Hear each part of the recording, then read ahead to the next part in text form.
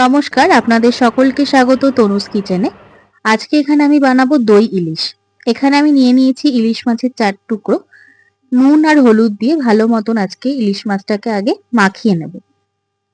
আজকে কিন্তু ইলিশ মাছটা আমি ভেজে রান্না করব না, এটা কিন্তু আমি কাঁচাই রান্না করব।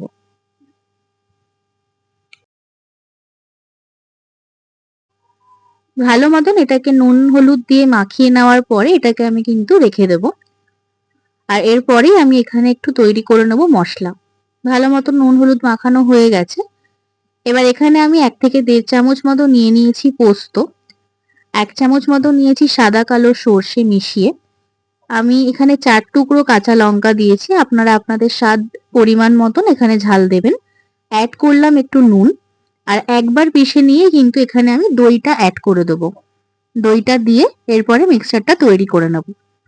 এখানে আমি কড়াইতে দিয়ে দিচ্ছি সর্ষের তেল, আর যে মিক্সচারটা বানিয়েছিলাম ওটা দিয়ে একে একে মাছগুলোকে কিন্তু এখানে আমি ভালো মতন মিক্স করে নেব। এই মাছগুলো একে একে এটাকে দিয়ে ম্যারিনেট করতে হবে তেল আর যে আমি মিক্সচারটা বানিয়েছিলাম।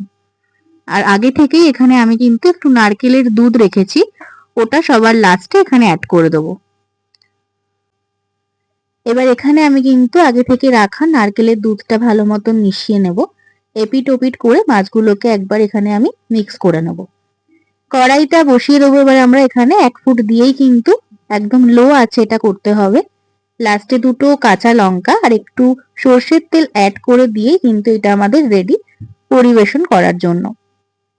এখানে আমি এবার এটাকে সার্ভ করে নিচ্ছি।